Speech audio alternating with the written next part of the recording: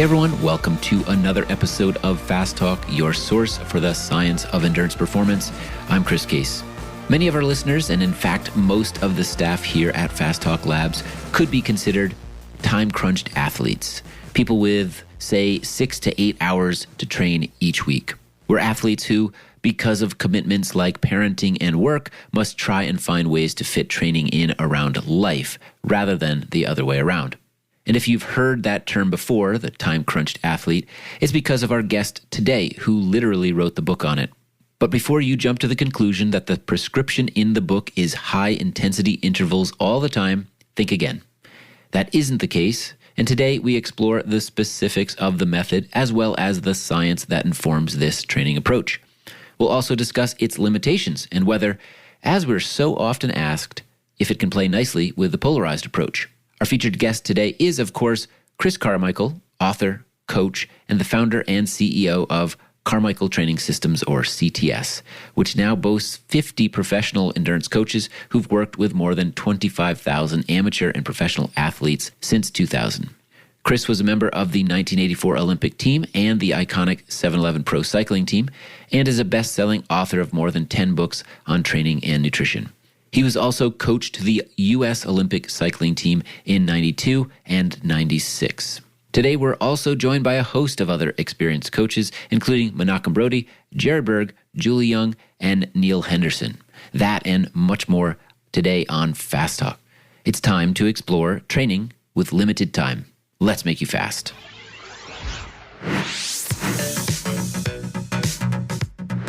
Hey, I'm Ryan Kohler, head coach and physiologist at Fast Talk Laboratories. And I'm Trevor Connor, CEO of Fast Talk Labs. Between the two of us, Ryan and I have over 40 years of coaching and clinical experience.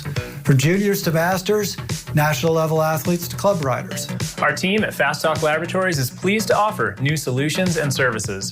Now you can get the same guidance and testing available to athletes at national performance centers. No matter where you live or train, our virtual performance center can be your support network to get faster, to get answers, and to get more enjoyment from your sport. Schedule a free consult. We'll discuss your background and recommend a path forward. Book a coaching help session. We'll help you push your thinking and find new opportunities. We can troubleshoot challenges and find solutions. Even if you're working with a coach, we can help support you and your coach by bringing a neutral, science-based perspective to your training. Schedule inside testing you can do from anywhere in the world. We can reveal incredible insights into your personal physiology and strengths as an athlete, plus next steps to improve your performance. Improve your nutrition with a consultation tailored to your needs. Or create a personal race day nutrition plan. We can even help you with workouts and skills. We offer in-person and virtual sessions to guide key workouts or improve technique.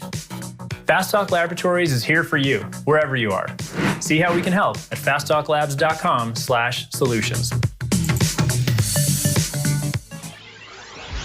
Chris Carmichael, welcome to the program. Hey, I'm happy to be here, guys. Trevor, story time this episode, or no? Just a little tidbit you've got. I don't have a story, but I just want to give some context. Obviously, Carmichael Training Systems has had a huge impact on cycling, on coaching for several decades now. So when we wanted to talk with you, I mean, the different things that we could discuss. But I think the reason we picked the topic that we have today, I would say the thing that sounds like you've been focusing on a lot lately is this time-crunched approach. And that has really become a household term now. I hear cyclists all the time talking about the time-crunched approach. And that's really something that you have coined. So I guess, no, sorry, Chris, I didn't have a story, but I have a question for you, Chris, which is, what made you head in this direction and lean into figuring out a way to help athletes that don't have a lot of time to train figure out how to get the best out of that limited time? Sure, that's a good question. When we first started CTS 22 years ago, I was fresh out of USA Cycling, where I was the national coaching director and had been there just about 10 years. And before I was the coaching director, I was the men's national road coach. And the majority of the athletes we had coming into CTS in the first 2, 3, 4 years were primarily elite athletes, emerging elite athletes. And we used pretty much the kind of tried and true periodization model for organizing training with these athletes. And it was about, I think, probably 2004, 2005, we really started to see much greater influx of what I'll call time-crunched athletes. And these were athletes that had about 8 hours a week, 6 to 8 hours a week to train. And that started to rapidly become the bulk of the athletes that we were working with. And that's, in essence, really why I started CTS at the time, was to bring sort of elite cycling performance to a much broader group of athletes, not just elite athletes. And so we had a lot more of these athletes starting to come in, and our coaches that were with us at CTS, it was kind of clear after a little bit that previous model, that model that had worked really well for elite athletes that really had basically the vast majority of the day to train, really wasn't very effective on the doctors, the lawyers, the accountants, the bankers, these sort of athletes that had, on the upper end, 8 hours, maybe 9 hours, on the lower end, about 6 hours to train. We needed a different training model in which to organize the training. Chris, why don't you, for those who don't actually know what this approach is, could you describe it briefly, the time-crunched approach? Sure. Basically, the equation of, workload being, training time / volume and intensity equal, the athlete workload. And as we started looking at that, we started to realize that, when an athlete has 8 hours or less to train, really training volume is no longer going to create, especially to a seasoned athlete, one that's has a fair amount of experience, fair amount of training history. There's not much adaptation you're going to see on having them do a hour and 50-minute endurance pace ride. So we basically just removed training volume or training time as one of the factors that would make up an athlete's workload, and we just focused on intensity. And with that, obviously intensity being how hard an athlete is riding, we had two primary goals in which we felt if we were to make positive adaptations with the athlete, if we were able to improve their VO2 max, we're able to increase their functional threshold power, their chance of performing better went up significantly. And so those were the two main targets of the Time Crunch program, with the idea that we focused on intensity to get the proper training stimulus. And our goals were improving VO2 max and improving lactate threshold. I would wonder if your approach here is to say, we have limited time, there has to be a bit of a compromise. If I had all the time in the world with an athlete, I wouldn't take this approach because there would be gains I could get them to make from a different approach with more aerobic work, etc. But we don't have that luxury. So we must make this compromise. And, I would assume you set expectations with an athlete. This is not going to get you to the best you could ever be, but it's going to get you to the best you can be given the time that you have. Is that a correct assumption? Absolutely. And you got to work back from the athlete. Everything emanates there. And, as much as you would love to see that athlete have some weeks where you could push them out to 15, 16 hours of training in a week, if they simply don't have it because of work demands, family demands, things like that, you've got to work within the constraints that you've got. So you've got to make some compromises. And so that sort of idea of longer endurance miles and the aerobic adaptations you could get, you really just got to kind of give up on. And you got to focus on, like I said, improving VO2 max and functional threshold power. You have formalized this in a really great way and far more than I ever did. But I had a way of training athletes when one of my athletes came to me and said, I have an event I want to be strong for. It's a couple months away. I'm not fit right now. So we need to get fit quickly and I don't have a ton of time. I always called this the Rocky Montage training plan because it felt like you did, in the Rocky movies, they always had that 10-minute montage where they're training really hard. And that's kind of what this training routine feels like. You get super strong for a few weeks. And then I always warn them, you're going to have that big peak, but afterwards you're going to feel like you went 15 rounds with Apollo Creed. And what I actually liked is you had a chapter in your book called Terms and Conditions and said, yes, there are sacrifices here. And you had the exact same descriptions. You said, this is a 10 to 11 week program, as I remember. You're going to get really strong in those last 3 weeks, but then you have to take a 4 to 6 week rest because if you don't, you are going to crash hard. Absolutely. The nice part about this program is the gains can be had pretty quickly. And as long as you're putting in the right bouts of recovery in there, in between the intense training that you have the athlete doing, they see the gains and they see them from really one workout to the next. And they go, wow, power is going up. I'm getting a little further up the hill than what I was doing just last week for the same duration. And they get really excited by it. And you kind of are always fighting that more is better type of approach. And you've got to say, look, this is not something that is sustainable in the long term. You've got to take a break from it. You've got to back it down or else it's going to kind of crumble in on itself. We like to say this is a great program for events up to about 3 hours. And beyond 3 hours, well, you're going to need to start, there are limits to the advantages that this program can have.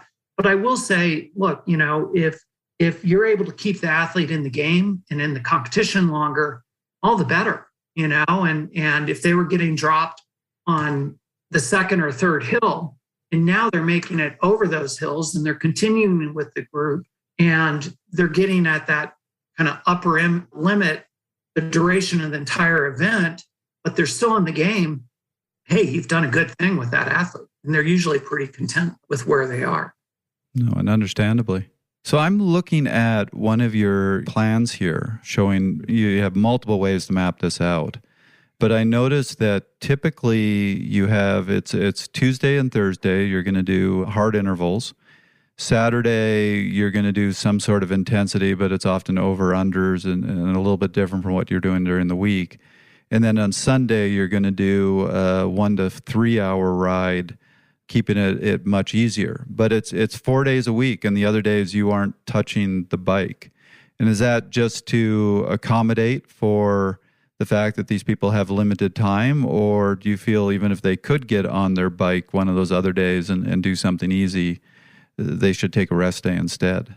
If they could get on their bike and ride a little bit, it would need to be easy-paced, recovery-style ride, because the Tuesday and Thursday workouts, that's generally the approach we take. Tuesday and Thursday are the intense training workouts. You're going to need to recover from that in order to get stronger. And so you've got to be able to back it down. And if you had more time, we'd probably change the model a little bit where we weren't doing intense workouts every Tuesday and Thursday during a build phase of the Time Crunch program.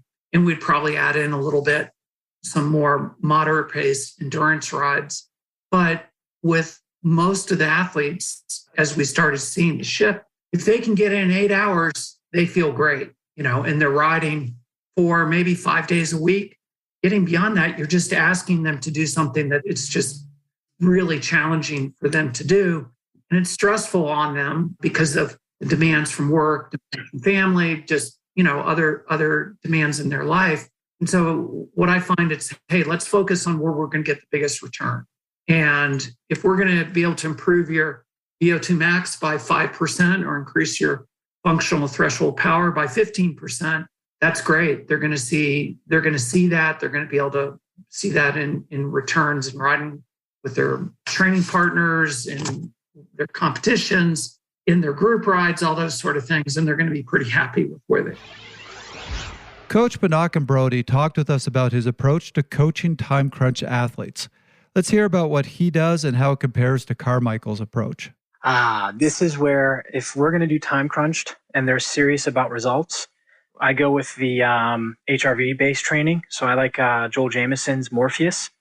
So when we have that, I will have 3 types of workouts. They're actually the same 3 I mentioned in the book as well, but there's a movement day where we're just getting you on the bike and doing this low, level 2 endurance. We'll do a stimulation day, which is going to be kind of tempo or longer endurance.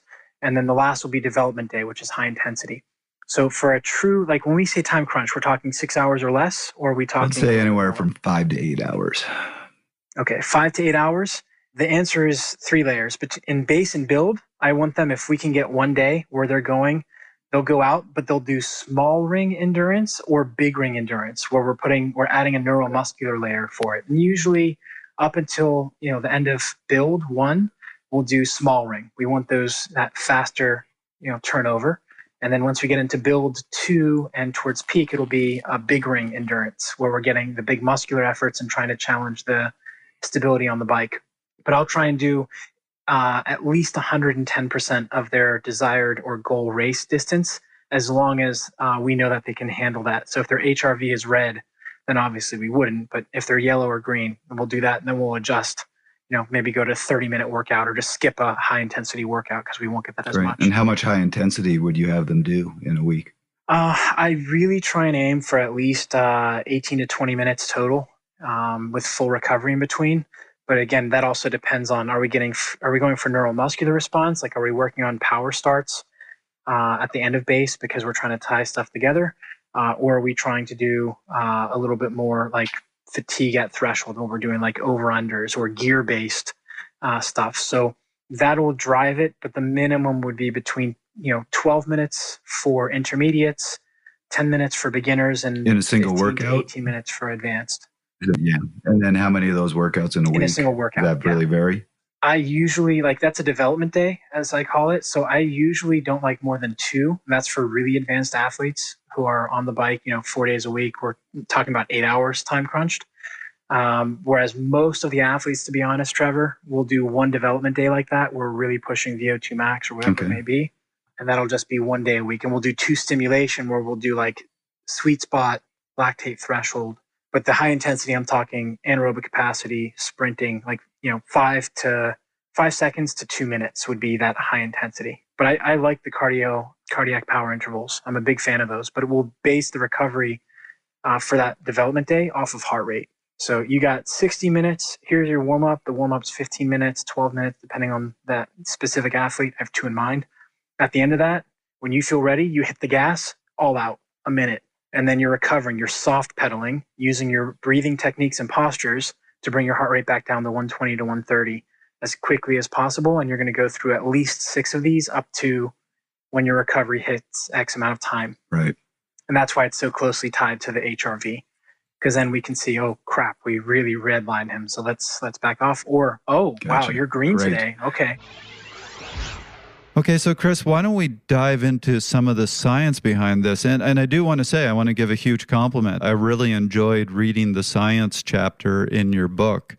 As I was going through it, you started very basic, and I was like, well, what about the Larson study from 2002 that said this? And then 2 pages later, you'd actually quote that Larson study. You even brought up, there's that great 1982 study by Dr. Dudley that's just a classic in endurance science. And some of the really key studies through the years you had mentioned and really built kind of a beautiful case for the value of high intensity work. So I just want to say I really enjoyed that chapter. I'm not used to seeing that depth of science in a training book. Great. Yeah, thank you. When we were looking into this, I like to think we took a pretty thoughtful approach. When you say we, who do you mean? Various coaches here at CTS. Okay, yeah. Jim Lehman, Dean Gulich. We wanted to look at what the research was out there before we made a shift. In the past, if you didn't have much time to train because you were in school or you had big demands at your job, well, when you got on the bike, you rode as kind of as hard as you could. And it's like, well, if I'm not going to have much time to train, I better ride hard. Well, we wanted to make sure that we had proper science that could back that up. And also, what did we actually want?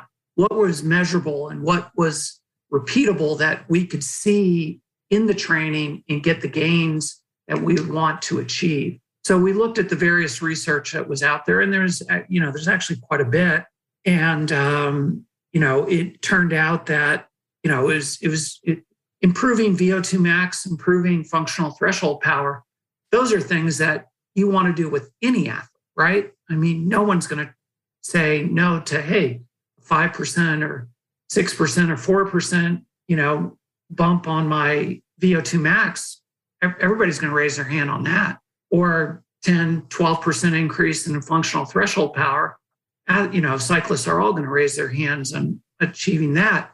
But it's making sure that you can do it within the constraints that what we're calling the time-crunched athlete, 6 to 8 hours a week, how best to do that, how much intensity you need to add to an athlete's program in order to get those adaptations. And then, obviously rest becomes critical because these are really hard workouts. They're generally workouts that you do as an individual athlete, not in a group setting. So there's the mental pressure, the mental stress of doing these workouts that you have to take in consideration. So we looked at all that, and that's why the research, it all pointed to let's focus on functional threshold power. Let's focus on VO2 max, whether it's improving VO2 max or improving VO2 max power. If we're getting gains there, we're all going to be happy. So at the start of the book, you basically make a good point, which is you can't take what an elite athlete is doing when they're training 20 plus hours a week and apply that to somebody who can only train 6 hours. And I agree with you. Just by cutting it in half, for example. Right. So it's really just asking you your thoughts on why that is. What is it that doesn't apply? Yeah, elite athletes, it's not just the training that, the available training time. It's really easy to look at an elite athlete and say, wow, they basically have all day to train. And so doing, this idea of putting in moderate pace, long rides to get this aerobic adaptation stuff that is occurring down in the mitochondria of the muscles and things like that. That's great. But to just say, okay, it's just simply the training time that the time-crunched athlete doesn't have. It's more than that. It's, elite athletes also have a lot more time to recover from their workouts as well. Time-crunched athletes, they finish a workout and they're, in those last 10 minutes of their workout, you're already losing them. They're already thinking about what they've got coming up right after they get off the bike, showering up, their first meeting that's coming up at work. So their available time to recover and everything that's involved in that process is also greatly reduced as well. So you've got to take that in consideration. So it's not just simply taking what an elite athlete has and going, okay, we'll just cut that in half. When an elite athlete is training 20 hours, we'll cut it in half. So we'll get it down to 10 hours and that'll be enough. Well, chances are you're not going to put enough training stimulus on the aerobic system to get much adaptation. If their long ride, if their sort of long endurance ride is 2 hours and 15 minutes, is not going to provide that training stimulus for that type of adaptation. And they're also crunched on if you're doing hard workouts, how many hard workouts can you put in a week that they're going to be able to recover from before they're ready for the next one? So you've also got to look at training time, recovery time as well. So we kind of focused on those things. And the nice things about, when you're doing training VO2 max or you're training power at lactate threshold, those are obviously, we're breaking these into intervals. And when you look at it from a power file standpoint, it makes it really clear how that athlete is responding to the workouts. You can look at the workouts, one workout to the next. You can see whether you're getting, are you seeing power gains from one workout to the next? Quite a lot of times you can see gains from one workout to the next. You can see clearly whether you're getting the recovery bouts or whether they're starting the workout and they're having trouble holding that power and maybe they're still fatigued going into the workout and they need another recovery day. If you've got an elite athlete who's doing multiple days of 4, 5, 6, 7 hours on the bike, relatively easy, moderate paced rides. When you're looking at that power file, it's really hard to be able to tell, hey, are we getting the mitochondria changes from that type of workout? Well, it's from a training structure standpoint, when you're doing VO2 training, lactate threshold training, very clear, easy data to look at and easy to understand whether you're getting the gains or you're not getting the gains and how you need to manipulate the training on that daily basis. Right. And I do just want to take a step back and do want to point out, because Chris asked, you just simply can't cut it in half. You actually literally said in the book, if an athlete has 10, 12 hours per week to train, you still feel that more classic approach that you take with the elite athletes is the better way to go. And you said you just cut it in half. So I think it's important throughout this conversation, you've said multiple times in the book, this is not necessarily the ideal way to train. This is the ideal way to train when time is that limited. Absolutely. We coach about 2,000 athletes at CTS annually. And the vast majority of those athletes are working between 6, 8, 10 hours of available training time. And so as much as we'd love to push that out and we'd love to be able to get them, and that doesn't mean that you can't. Many times an athlete will have, hey, Chris, I'm going on vacation next week and I'm going to have 16 hours to train. Well, great. We can cycle in some, long, moderate paced endurance rides that the athletes will see some benefits from. But, when they get back to the kind of the meat and potatoes of the training, it really centers around being able to fit it in to the available time that they have to train. And as much as we'd like to do more, and we know the limits of the program, and it just doesn't become effective. The big thing is to be able to get the athletes to be able to stay in the game. Get them. So before they were getting dropped on the second, third hill on the group ride, that's a hard effort. Now they're getting over that hill. Now they're getting over the fourth, sixth hill, and they're actually getting to the end of the group ride. So they're still in the game. So they're feeling really positive about their performance. And ultimately, as a coach, that's what you got to be looking to do. I spoke with Jared Berg, a highly experienced lab physiologist. Continuing with what was in the research from Dudley and Larson, he raised concerns about those aerobic developments. Let's hear what he has to say. I've talked about this with other coaches too, who are sort of fallen to believing that you can sort of time crunch your way into fitness. I'm not a big fan. I feel like that proportion of training where you get 70 to 80% of your training, really working towards developing that sort of aerobic capacity that really challenges your slow twitch muscle fibers to really build as many, mitochondria as they can, as many capillary, increase that capillary density as much as possible.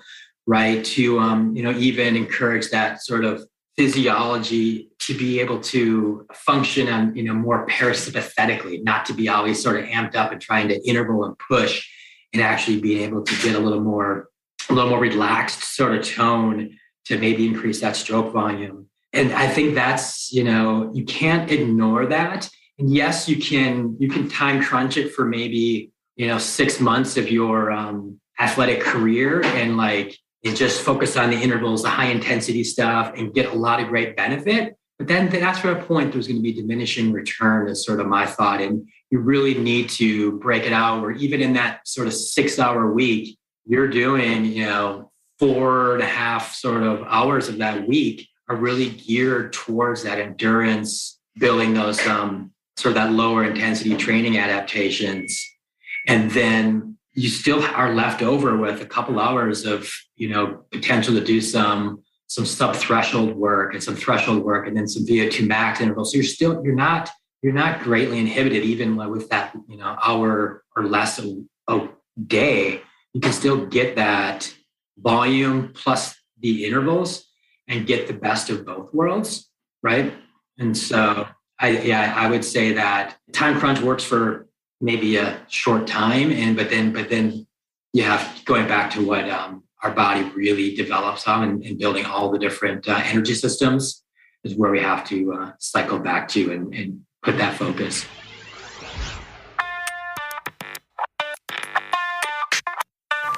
Hello, Fast Talk Labs members. This is head coach Ryan Kohler here. We are pleased to announce a big change to our forum. Our forum is now open to all listener members. Listener members can read and respond to 11 forum categories spanning topics like training concepts, physiology, sports nutrition, workouts, and more. Our members say that our forum has one of the highest signal-to-noise ratios in endurance sports. By opening our forum to listener members, we hope to encourage more discussion of all the topics that interest you. So jump right in, log in or join as a listener member and explore some of our most viewed posts like Raising the Ceiling, Raising the Floor, Dr. San Milan's Zone 2 rides, and Sebastian Weber answers questions on Inside. We'll see you on the forum. So again, going back to the science, as I said, I really enjoyed your chapter in the book. You were citing a lot of great studies. One of my favorites is a review by Dr. Larson, where he addresses the fact that, yes, high-intensity work can actually promote aerobic adaptations. It does hit that PGC1 alpha pathway that leads to increased mitochondrial development. But he does point out that the way it hits that pathway, you see rapid adaptations, but they tend to plateau, where that long, slow endurance work hits that pathway from a different direction and seems to have less of a limiter on it. So you recognize this in the book, but I did want to ask you about this. And also you cited that Dudley study, and it said very similar sort of things, that they were looking at, I think it was cytochrome C, this much earlier study. There are probably better things to look at. But they even pointed out that first you need that lower intensity aerobic work to hit that, get that maximal cytochrome C, and then the high intensity is on top of that. So I know you address this in the book, but it sounds like, yes, you're going to see some aerobic gains from this high intensity work.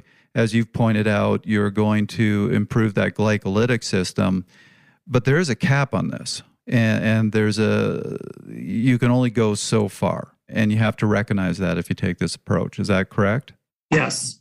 What we find is the more like the VO2 training, if we're looking to, whether it's improve VO2 max power or just improve your VO2, those are very intense workouts. And depending upon the nature, they're between 1 minute to 4 minutes in length. That cycle is usually 2 of those workouts within a week. Usually you can do them in a block format, or you do them maybe Tuesday, Wednesday. We typically like to see a recovery day in between. And so we'll do them Tuesday and Thursday many times with a Wednesday recovery day.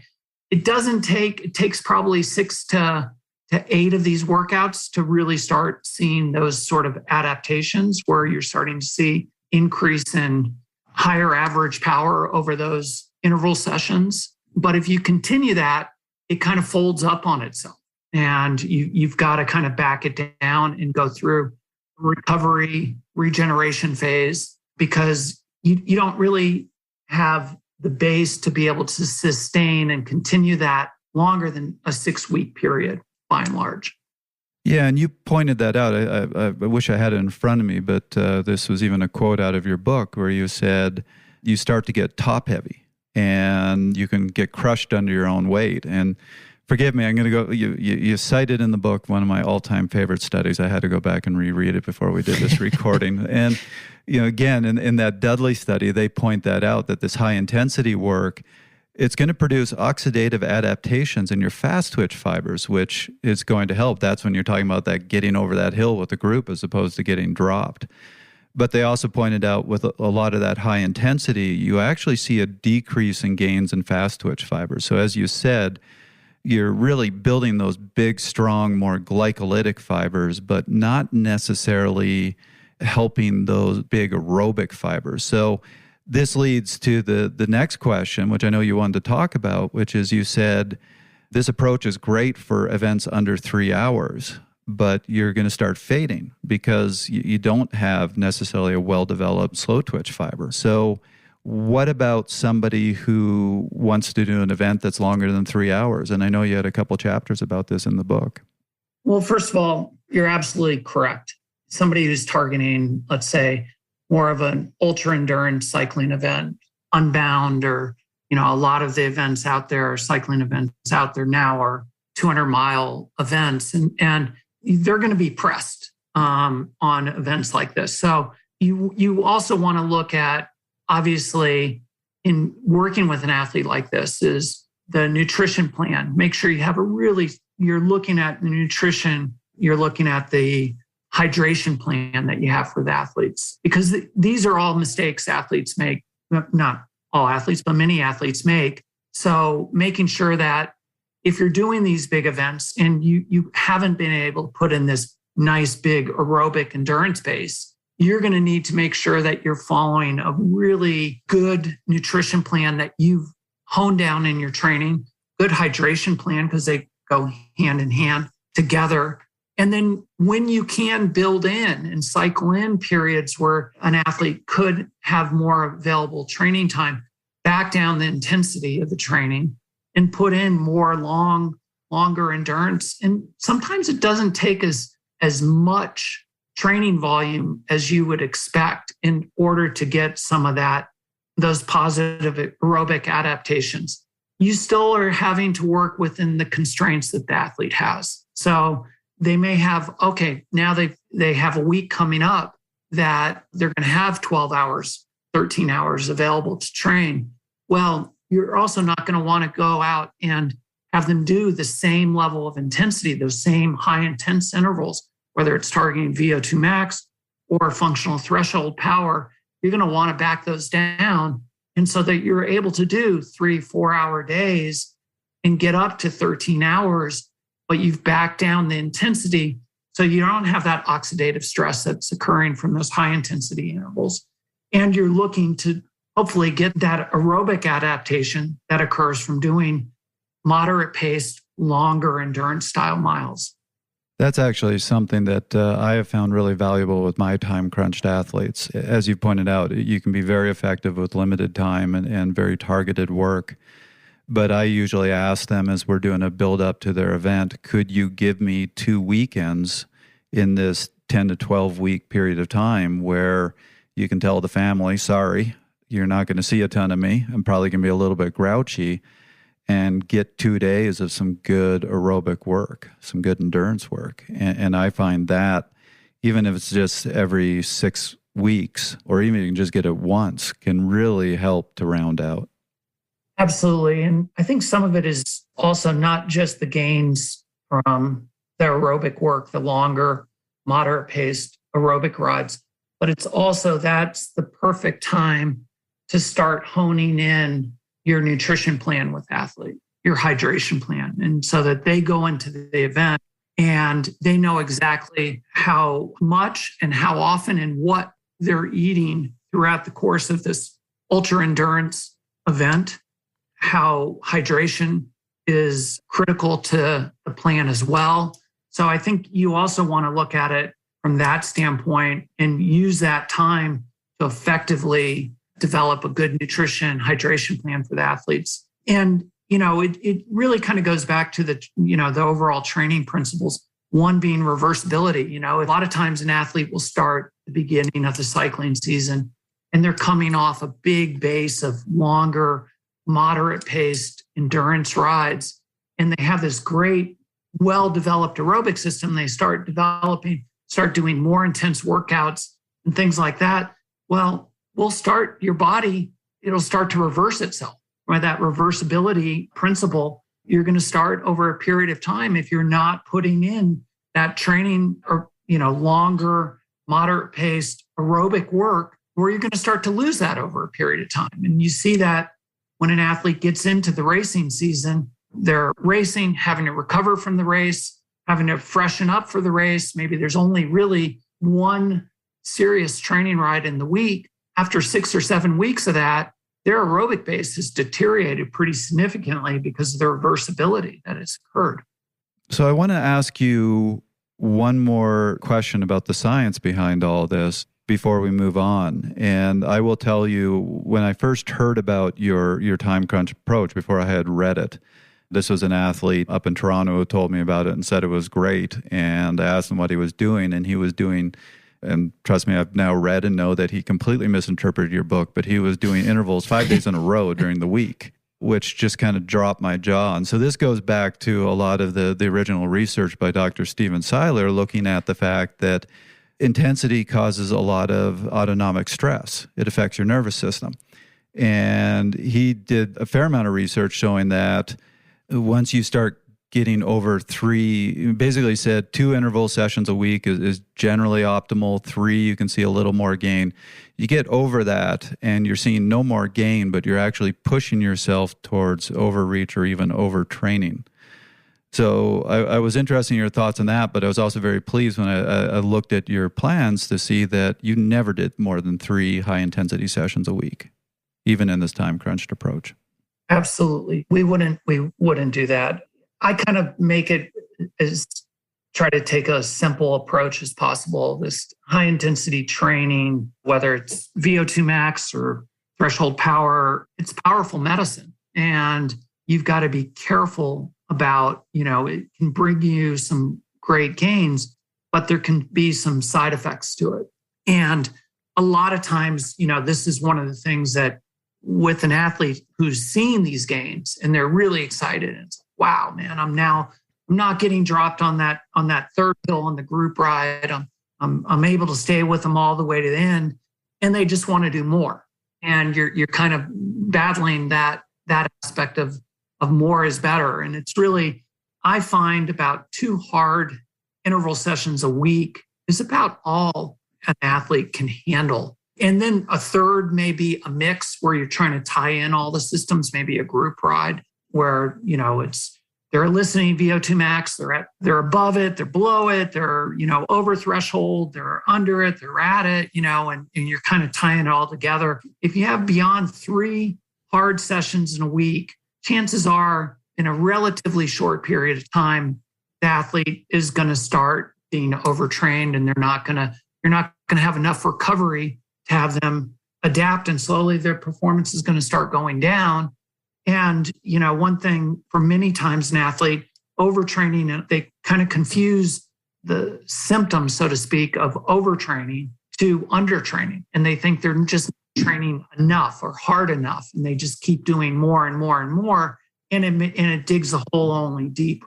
And so you really want to make sure that what's nice about the Time Crunch program is from a data standpoint, from a power file standpoint, it's really pretty clear when they're doing threshold intervals and they're doing VO2 intervals, when you've reached a plateau and when you need to back it down and say, okay, we're done. Let's just take it easy for the next 10 days and then start building, periods of just longer, moderate paced rides, still staying in with that available training time.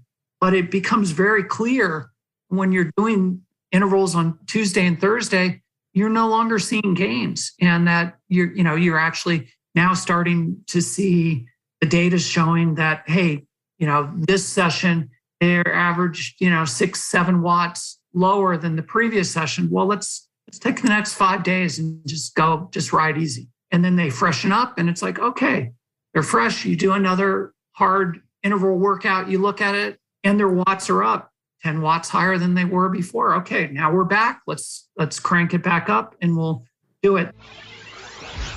Top coach Neil Henderson has developed his own very successful approach to coaching. But when dealing with athletes with limited time, he and Chris Carmichael both value the importance of recovery. So for athletes that have a relatively low training volume, let's just say, maybe 6-8 hours a week, there's still absolutely both a need and value for including short recovery rides as part of that volume. Typically still at least a couple days a week of those 30, maybe up to 60-minute rides are going to provide value in accelerating the recovery process. And these are very important aspects, not just kind of like nice to have, but these are important, especially for that person with a low training volume, because they probably work full time, have family, have more things going on, and managing not just that physical stress, but also that mental stress can be definitely accomplished with some of these short, easy recovery spins and rides like that. Great. So you're saying, though, or what I'm hearing from you is the timing is going to be critical. So this would be probably something you'd do after a hard day? Yep, this is the perfect time, and a lot of times if you can't get outside, especially winter months, it's harder, it's dark and cold and whatnot, just being able to jump on the trainer and kind of tune out a little bit and just recover, listen to some music or just kind of tune out and hit the reset button. Both a little bit of movement and some other relaxation, definitely important this time of year as the days are longer. Even after that full day of work, going out and just doing a 20-minute, 30-minute easy spin will provide benefit in help speeding the recovery and putting you in a good mental headspace too. One of the nice approaches is that data's it speaks for itself. If you're just looking at it, where it's easy to know when enough is enough. The other thing that you just hinted at a little bit, which I really appreciated, is you state very clearly in the book, between these 10, 11-week builds, you need that 4 to 6 weeks of recovery before you do your next build. And what I really liked is you said, you don't drop the volume. You can continue to train 6 to 8 hours a week. It's just all low intensity. So in a kind of a strange or interesting way, you're still getting a little bit of that base work. And that was actually the Larson study again. His point right at the end of it was the best training is a block of high intensity after a block of just low intensity aerobic work. And in your own way, you're finding a way to do that with time-crunched athletes. Yeah, the key is you've got to balance it with the athlete's schedule. You've got to tie it into what are their goal events. One of the other advantages of the time crunch model is you can really cut down the training cycles and make them shorter, a little more specific. It's the old idea that, okay, we're going to do this periodization model and we're going to peak for, 1 or 2 events in the year. Well, that's great, but you better hope you get it right or else you're going to have an athlete that's disappointed in the event that they've trained kind of 6 months for along the way. So I think one of the things we found with this is we can do shorter cycles of interval training, 3 to 6 weeks, followed by 3 to 6 weeks of easy, moderate paced rides, and then back into these interval sessions and kind of toggle that the entire cycling season and match that up to the athlete's goals and the events that they have so that they can stay competitive from the beginning of the season to the middle to the end of the season as well. You got to, as I say, shorten up those cycles a bit and have periods that they freshen back up. You're still going to have deficiencies in the athlete's overall training, and that's going to be, ultimately in longer endurance events. That's where you're going to have some deficiencies. One thing I want to make sure that we cover, given it seems like we've acquired this reputation as proponents of the polarized training model. It's not untrue. We definitely speak to those that believe in it, but we also speak to athletes that are time crunched, have limited time, working dads, working moms, etc. And we often get asked that very question: can I still, or should I still use the polarized approach if I only have these 6 to 8 hours a week? So, Chris, what would you say to them? I would say, you want to be able to pull from all the best training methods, best workouts, the things that can improve an athlete's performance. As long as I would say the key is making sure that whatever model, whatever approach, whatever workouts you're using, that you're still following the fundamental principles of training. Because I always like to say, really, greatness lives in the fundamentals. And, it's like one overload, are we getting an overload? And then progression, are we adding some progression into the training? Is there next recovery? Is there ample recovery from a hard bout of training before you start another form of training? Specificity. If you're training for an event that has a 1.5 mile long climb to the finish, well, there should be some specificity to that. Then reversibility is another training principle. And, as you're doing any one particular form of training for for over a period of time, well, there's going to be some reversibility in other aspects of your energy systems or event demands that will occur. Individuality. Have you tied this to you as an individual? Somebody who really from the get-go, their 3-minute power, they can turn it on for 3 minutes and it's incredible. Well, they may not need to do that much VO2 training. You may need to focus a bit more on functional threshold power.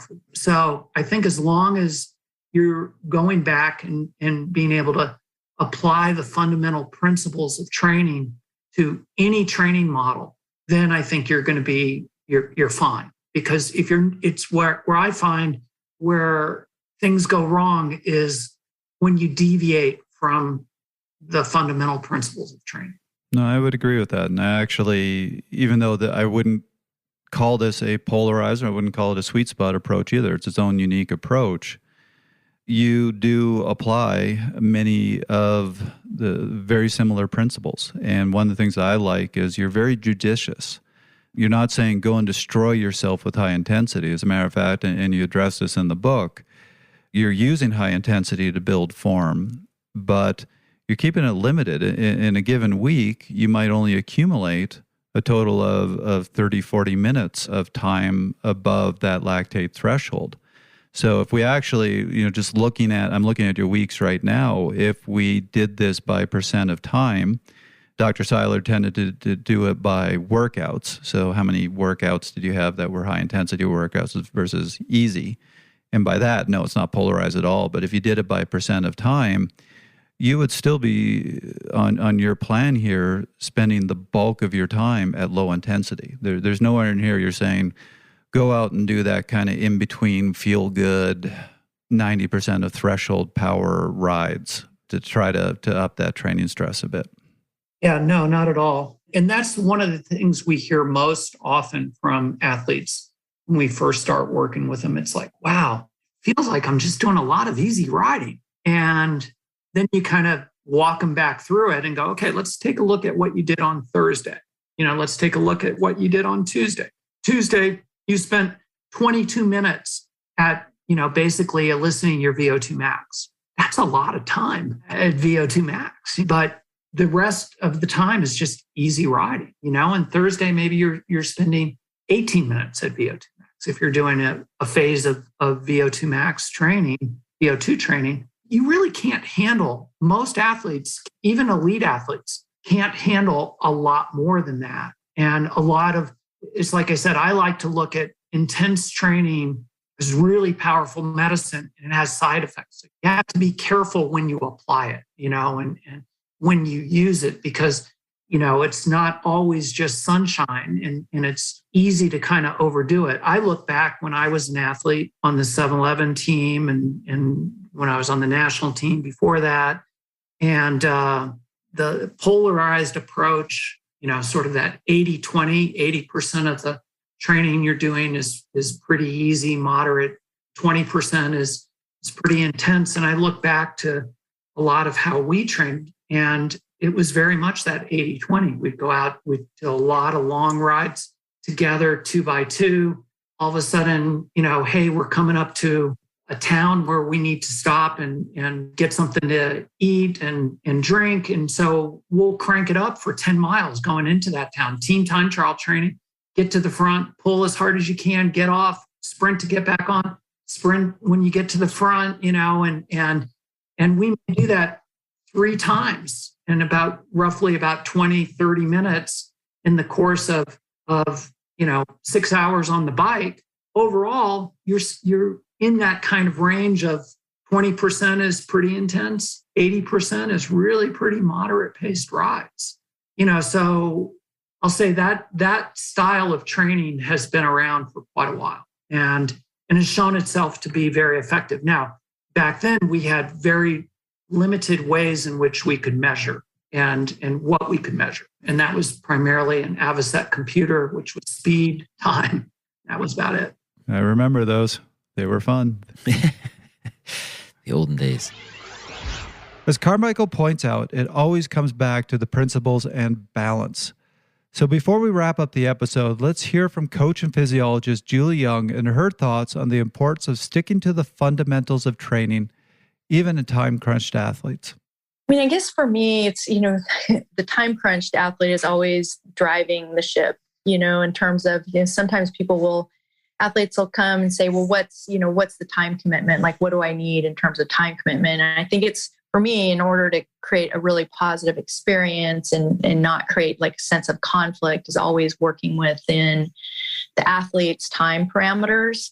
So I mean, again, for me, I try to keep it as just the same, balanced approach to training. So not more, not the sense of cramming, but, again, for me, it's always important to maintain that off bike work, because I feel at the end of the day, that makes you functionally better on the bike. So I never I guess I'm not going to be forced into shortcuts. And I think sometimes, you can kind of get this sense of urgency, like I only have this much time. But at the end of the day, it's about consistency over time. And helping that athlete kind of stay the course and helping, the time they do have, maximizing that time. So I always ask those time crunched athletes to go into training piece and just, put availability. And that, that may be the same from week to week, or typically it's not the same and there's, variation. So, when I'm creating a plan, just working around okay, the time they have available and making the most of that time. And then, I think too, a lot of the athletes, I'm sure, Trevor, the athletes you train, a lot of the athletes I train are very type A. And so if it's kind of an all or nothing. And I think also helping athletes understand something is better than nothing. And so if we can make those small deposits during the week of 20 minutes of, if that's stability, or 30 minutes where you can get out and run, that then sets you up for those times, maybe on the weekend where you have more time, just mentally and physically. You're not just throwing your body through this roller coaster. So that's really the approach I try to take. Well, Chris, you've not been on the program before, but we do like to close out every episode giving our guests and ourselves a minute, only a minute to wrap up, give us the most important take home. So I'll turn it over to you to start. What is the most important message people should take from our discussion today? I think probably first would be just make sure your training has a real focus. What are you, why are you doing it, and what do you want to gain? For the Time Crunch program, we focus on increasing VO2 max, or we focus on increasing power at lactate threshold or functional threshold power, however you want to say it. Those are the two things that we focus on. And we try to create, we have devices that allow us to collect data, to monitor it, to measure it, and then to be able to manipulate it. So I would say just make sure you're asking yourself, what's the reason why you're training and what do you want to gain from it? Yeah, and I think I would follow that up with it, maybe saying the same thing with a different word, but setting those expectations of what this can do and what compromises you're making, what it's limited by. But I'd also say the thing we stress on this show often, and we addressed it multiple times today, is the fact that more isn't always better. You see these gains, they happen quickly. You get into this cycle where you think, okay, well, if 2 a week is good, then 3 must be better and 4 must be better. But that's not the case. And we've certainly addressed that many times on the show and here today. So that's the cautionary aspect. Trevor, what would you say?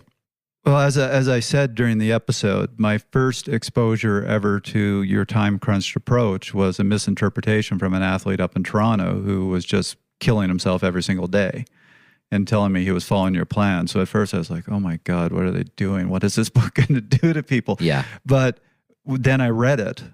And what really impressed me is the amount of science behind this.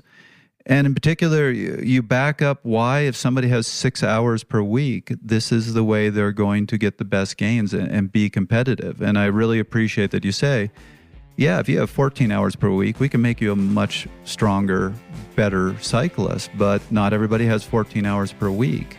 So here is, with that very limited time, the way we can make you your best. Great. Excellent. Thank you, Chris, for joining us. Absolutely. My pleasure. Enjoyed it. Thank you. That was another episode of Fast Talk. Subscribe to Fast Talk wherever you prefer to find your favorite podcasts, and be sure to leave us a rating and a review. The thoughts and opinions expressed on Fast Talk are those of the individual. As always, we love your feedback. Join the conversation at forums.fasttalklabs.com to discuss each and every episode, and become a member of Fast Talk Laboratories at fasttalklabs.com/join to become a part of our education and coaching community. For Chris Carmichael, Menachem Brody, Jared Berg, Julie Young, Neil Henderson, and Trevor Connor, I'm Chris Case. Thanks for listening.